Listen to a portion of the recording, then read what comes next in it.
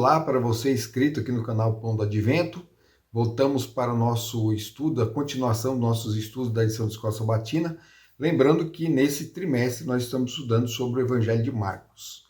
E agora nós vamos falar sobre as parábolas. Nessa semana, a lição tratou sobre as parábolas. E interessante que a lição dos jovens, no outro vídeo também, eu comento lá sobre a parábola do joio e do trigo. E aqui eu vou comentar uma parábola que também já foi comentada lá na lição dos jovens, né? A parábola do semeador. A lição não trouxe só essa parábola, mas não vai dar para a gente comentar todas as parábolas no vídeo. Então eu escolhi a parábola do semeador, mas nós temos aqui também a parábola da lamparina e do cesto. Nós temos a parábola da semente que cresce, né? O grão de mostarda que é plantado e cresce, se transforma numa... Né? A parábola diz assim que o grão de mostarda é a menor das sementes. E ela é plantada e ela se torna uma árvore, né? Uma árvore gigante, onde os pássaros podem fazer seus ninhos. Então, essa parábola ela é bem intuitiva, né? É bem fácil de entender. Para a gente aprender a respeitar os pequenos começos. Os pequenos começos. O reino do céu mesmo, por exemplo, quando foi instituído aqui, como que foi, aconteceu? Jesus vai, chama um homem que estava lá, né, no barco, trabalhando, né, ele e o irmão dele, chama ele, depois vai e chama outros dois irmãos para fazer o trabalho também, tem 4 já, aí vai, procura mais um, ele procura mais outro, e chama Mateus, né, e aí aparece Judas e se oferece, e vai crescendo, e o número vai se tornando cada vez maior. É a sementinha do grão de mostarda crescendo e o reino do céu vai se desenvolvendo. E hoje, o que é hoje? O cristianismo é praticamente... olha, eu não sei os cálculos, não sei os números exatos, mas acho que a gente pode falar assim, que o cristianismo é a maior religião do planeta. Ela é a maior... Não, nós temos o budismo, muitos adeptos, nós temos o islamismo que cresce muito, está crescendo muito na Europa também, mas não chega, né, ao que é o cristianismo. Se a gente for dividir, é lógico, você pega assim, o catolicismo, se a gente começar a dividir, né, entre grupos de cristãos, aí o número fica pequeno. Não sei ainda se perde para os islâmicos e os budistas, tá? Mas se você pega todos os grupos cristãos que existem, né, nas suas mais variadas correntes, então o cristianismo daqueles que seguem Jesus, eles são o maior número, né? Sem sombra de dúvida. Então você vê assim que a parábola se cumpriu, ela é no sentido profético, né? Mas ela não se aplica só a isso, não. Ela se aplica à nossa vida. Eu sou um grão de mostarda, né, no reino dos céus, mas Deus pode realizar grandes coisas por intermédio de mim. Então isso é o desabrochar da árvore, é o crescer da árvore. Como dizia Aristóteles, né? Toda semente tem uma potência. A potência da semente é se tornar árvore, ou se tornar a planta, seja a planta que for. Ela tem ali guardado dentro dela aquele princípio. Então, a partir do momento que você joga água na planta, você alimenta ela, você alimenta aquela semente ali, aí ela começa a desenvolver e cresce. É a história do grão de mostarda. O grão de mostarda também é um símbolo da nossa fé. A fé, pequena como o grão de mostarda, mas ela pode realizar grandes coisas e ela pode crescer também. Então, ela pequena em que sentido? Né? Porque não é difícil você quantificar a fé. Mas a gente pode dizer assim que a fé ela tem um desenvolvimento. Você conheceu a Deus, você vai aprendendo cada vez mais, você vai adquirindo conhecimento, né? É a alimentação ali da planta. E a planta vai desenvolvendo e vai crescendo. Se você para de alimentar, se você para de regar, ela vai morrer, vai desaparecer. Tá? Então, mas a parábola que a gente vai comentar aqui direitinho é a parábola do semeador. E a parábola do semeador, ela se encontra em Marcos, capítulo 4, do 1 ao 9. A gente vai ler aqui, fazer um comentário breve, tá? Porque a parábola, a gente poderia escrever um livro inteiro só de uma parábola, que você consegue tirar muitos ensinamentos. A metáfora, ela é muito rica justamente por isso, porque você consegue você consegue abrir, né, aquela história e você vai, é como se fosse um leque, né? Você abre assim e ele aparece, né, com várias cores, né, você consegue tirar ideias e aplicações para várias áreas da vida. Mas o propósito principal da parábola é apresentar o reino de Deus. Isso é uma coisa que a gente não pode esquecer. O reino de Deus. Marcos, por exemplo, aqui, Marcos, ele começa justamente falando sobre o reino de Deus. Ele apresenta, ele fala que o tempo é chegado, ele apresenta o tempo, então ele tem uma forte ligação com o livro de Daniel, porque as profecias de tempo que apontam para o Messias estão lá em Daniel, tá? Não é em outra, não se encontra em outro profeta. Então, os profetas, eles são praticamente todos são messiânicos, porque mesmo que a profecia não fale diretamente do Messias, mas você pode deduzir, você pode intuir o Messias ali em alguma passagem, mas existem aqueles que são mais diretos, como é o caso de Daniel. E Daniel não é só direto em apresentar o Messias, mas também em apresentar o tempo, né?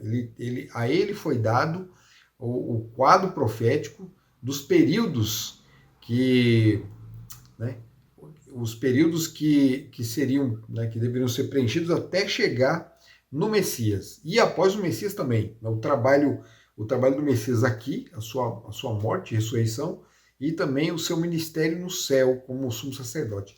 Então, quando Marcos fala que o tempo está cumprido, é de Daniel que ele está falando, não é de outro tempo. Não tem, você não vai achar isso em outro lugar na Bíblia. Então, ele apresenta o reino dos céus que é falado lá no livro de Daniel. E quando as parábolas são apresentadas, elas têm esse propósito. E muitas delas vão começar assim, ó, o reino do céu é semelhante. Não são todas que são assim, mas muitas delas são assim. E a ideia é que, de forma geral, todas elas estejam apresentando o reino dos céus. Como é que funciona o reino do céu? E por que Jesus usa parábolas? Eu já falei, né, no outro vídeo, que Jesus parte do conhecido para o desconhecido, porque é difícil você explicar o inexplicável, né? O reino do céu tá além da nossa compreensão, nossa mente não alcança. Então, como é que Jesus vai transpor esse conhecimento? Como é que ele vai transmitir esse conhecimento para a gente? Por meio da parábola. A parábola é a forma mais fácil, porque ele pega o conhecido, coisas do cotidiano de cada um, né, o trabalho do pastor, o trabalho da ceifa, da vindima, da plantação, né, da seara, vai pegar os pássaros, as flores do campo. Então ele vai usar esses elementos que são do conhecimento de todos, né, que fazem parte do cotidiano de todo mundo até hoje, e vai, a partir dali, trabalhar o desconhecido, que é o reino dele. E ele vai conseguir muito bem. O santuário, por exemplo, os rituais de santuário, era isso. Era o conhecido, a partir do conhecido, tudo que se fazia ali no santuário era coisa conhecida, os animais que eram levados eram conhecidos, o morrer, a morte do animal, né? Coisa da vida, né? Todos os seres vivos nascem e morrem. E você tem ali os elementos, os metais que são usados, os tecidos, tudo aquilo é conhecido para explicar o desconhecido. Né? Então tudo aquilo apontava para Jesus e seu reino, todos os rituais de santuário. Então as parábolas têm esse mesmo propósito. E a parábola do semeador, ela começa assim. Jesus começou a ensinar outra vez à beira-mar, e uma numerosa multidão se reuniu em volta dele, de modo que entrou num barco, onde se assentou, afastando-se da praia. E todo o povo estava à beira-mar na praia. Assim ensinava muitas coisas por parábolas, e durante o seu ensino dizia: escutem, eis que o semeador saiu a semear. E ao semear, uma parte caiu à beira do caminho, e vieram as aves e a comeram. Então aqui, Jesus ele vai explicar a parábola em uma outra passagem, né? Daqui, a partir do verso 13, ele começa a explicar a parábola. Mas a gente já vai lendo e vai comentando já. Então, né, a parábola, quando fala assim da semente que foi jogada, a semente é a palavra de Deus, e o semeador é o próprio Jesus. E somos nós também, porque nós compartilhamos a palavra de Deus com as outras pessoas. Então, nós estamos fazendo o trabalho também do semeador, junto com Jesus. Só que nós, ao mesmo tempo que somos semeadores, somos também o solo, porque é onde a palavra, né, vai encontrar o seu terreno ali para poder se desenvolver. E o primeiro caso aqui é um caso negativo, porque a palavra de Deus cai à beira do caminho e as aves a comem. Então, Jesus vai explicar que aquilo ali é o inimigo vem e toma a semente, ele leva embora a semente. Como é que isso acontece na prática? Como é que o inimigo toma, rouba a palavra de Deus? Ele rouba a palavra de Deus com a mentira. Porque não tem como ele tirar a palavra de Deus, né? Aquilo que nós ouvimos e aprendemos, ele não vai entrar na nossa cabeça e tirá-la de dentro. Né? Como é que ele tira uma coisa de dentro? Colocando outra. Aquela coisa ainda está lá, a verdade é que a coisa está lá, mas aquela outra coisa que ele coloca vai se tornar mais importante. Você vai dar mais crédito àquilo. Então, assim que o inimigo, como é que o inimigo rouba a semente? Colocando a semente dele. Ele vem e traz só mentira. Como é que foi que ele fez com Eva? Deus havia ensinado, havia colocado a boa semente, e ele foi lá e pum, arrancou a semente, pregando a mentira. E Eva caiu na mentira, foi enganada, né, pela astúcia de Satanás. O mesmo ele tentou fazer com Jesus no deserto da tentação, mas não conseguiu. Porque o solo de Jesus, muito bom. Não teve jeito de ele arrancar, porque Jesus não deu ouvidos à mentira de Satanás. E como é que ele venceu Satanás no deserto? Usando a palavra de Deus. Então, para toda tentação que Satanás apresentava, Jesus usava a palavra de Deus. Até quando Satanás usou a palavra de Deus, Jesus retrucou também com a palavra de Deus. Porque ele sabia que o entendimento, né, a forma como a palavra de Deus foi usada por Satanás era a forma errada. Ele distorceu o verdadeiro significado do texto. Então, se Jesus seguisse os caminhos, né, o ensinamento de Satanás ali, Jesus cairia, mas ele não caiu. Então, a boa semente, ela pode cair no solo, mas se o solo não for bom, o pássaro vem, né? Ou se o solo for bom, mas se a semente, se não der tempo da semente criar raízes ali, a mentira de Satanás ganha terreno. Então, é importante a gente estar sempre estudando a palavra de Deus para não cair nas mentiras do diabo. O verso 5 diz assim: outra parte caiu em solo rochoso, onde a terra era pouca, e logo nasceu, visto não ser profunda a terra. Saindo, porém, o sol, a queimou, e porque não tinha raiz, secou-se. Então, o que significa isso aqui? O que significa a semente que cai num solo. O solo, na verdade, não é um solo ruim, mas ele é rochoso, ele tem muitas pedras. Então a semente, a raiz começa a crescer, mas ela não consegue se firmar, ela não se firma. E aí vem o sol, vem as dificuldades, vem os problemas da vida, vem a perseguição, e a pessoa ela não está bem firmada na verdade. E quando vem tudo isso, ela se desanima e abandona, ela morre espiritualmente. Então, esse é o perigo de nós não nos aprofundarmos no conhecimento da palavra de Deus e não vivermos os ensinamentos da palavra, não colocar em prática os ensinamentos, e tudo isso imbuídos pelo Espírito Santo, porque colocar em prática por nossas próprias forças é em vão, Jesus não aceita. E o conhecimento também, sem auxílio do Espírito Santo, não serve para nada. Precisamos do Espírito Santo para realizar esse trabalho, para que esse trabalho se complete em nós. E aí, quando vier o sol, não tem como o sol destruir essa planta, porque essa planta está bem enraizada, ela está bebendo água lá no fundo, lá do solo, ela está conseguindo pegar lá do leito, lá no fundo, né? Aquela mina de água que está lá, aquele lençol freático, né? Ele está pegando tudo dali e está se alimentando forte, né? Tem uma história de uma árvore no deserto do Saara, deserto do Teneré, se não me engano, Teneré. E essa árvore era uma cássia, né? Uma cássia. Havia um oásis ali naquela região. Eu não lembro agora se é a Nigéria, não estou lembrando o nome do local, mas o deserto ainda é o Saara. E aí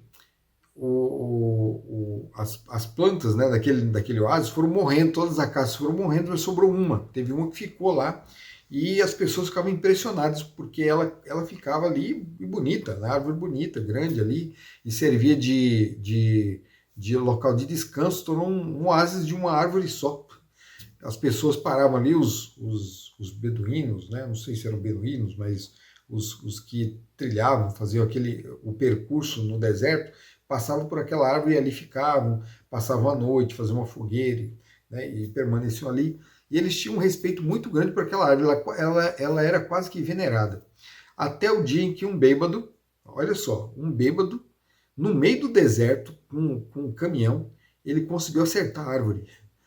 No meio do deserto, tem espaço de sobra, mas ele conseguiu acertar a árvore e matou a árvore. Ele matou a árvore. Mas aí depois que a árvore morreu, eles foram tentar descobrir qual era o segredo da árvore, por que ela vivia tanto tempo. Eles cavaram, descobriram que ela estava assim a metros e metros, né, abaixo do solo e conseguiu alcançar um lençol freático que havia ali. Então o segredo dela, né, um segredo meio que óbvio, a raiz dela era muito funda. E ela só morreu porque o bendito do bêbado atropelou a coitada. Tá? Então, se você quiser saber mais sobre essa árvore, procure na internet aí. Árvore do Teneré, né? ou só Teneré. Procura aí que você vai ver a história. É a história real. Então, a semente, né, para a gente suportar o sol, as provas, a semente tem que estar lá no fundo. Tem que estar bem protegida. E aí ele continua. Outra parte caiu entre os espinhos. E os espinhos cresceram e sufocaram e não deu fruto. Jesus vai explicar que os espinhos aqui, embora espinho seja, né, a gente pensa já numa coisa ruim, né, são coisas ruins vindo sobre a semente aqui, mas não é. Ele fala que os espinhos aqui são os cuidados do mundo. Os cuidados do mundo são comparados com espinhos. Embora os cuidados do mundo nem sempre sejam maus, nem sempre são ruins. Então, por exemplo, o seu trabalho não é ruim, o seu emprego, né, não é ruim, a sua escola não é ruim, a sua família não é ruim, mas você tem obrigações, né? Tem obrigações no trabalho, na escola, e às vezes essas obrigações elas tomam conta da nossa mente, do nosso tempo de tal forma que a gente vive para isso. E vivendo para isso a gente se esquece da palavra de Deus, se esquece da comunhão com Deus. Então essas coisas nos sufocam e a semente perde, a planta perde força, porque ela não está se alimentando e morre. Então veja bem, a gente tem no caso do sol situações ruins que matam a planta, e a gente tem no caso dos espinhos situações que não são ruins, mas que vão matar a planta também. Então você pode morrer de um jeito ou de outro. E o segredo é o mesmo. A sua raiz tem que estar bem fincada ali no solo para poder suportar e se distanciar, no caso dos espinhos aqui, se distanciar dos espinhos, crescer longe dos espinhos. É lógico que na vida real não tem como a planta fazer isso, né? O semeador é que tem que ir lá e tirar os espinhos para a planta não morrer. Mas aqui, a parábola é um ensinamento para nós. Então a gente tem que fazer aquela introspecção para descobrirmos que tipo de solo é o nosso coração. Nosso coração é o tipo de solo rochoso, é aquele solo que a semente nem fica, porque o pássaro vem, qualquer coisa leva, qualquer vento vem e leva embora, ou é o solo que está no meio dos espinhos, cheio de espinhos, ou seja, está cheio de cuidados, a planta não consegue crescer. A parábola termina falando da semente que vingou. Ela fala assim: outra enfim caiu em boa terra e deu fruto. A semente brotou, cresceu e produziu a 30, a 60 e a 100 por um. Por uma semente só. Então, uma semente só que caiu aqui produziu 30, outra produziu 60, outra produziu 100. Ou seja, cada semente vai ter o seu grau de produção, aí, o seu número de produção.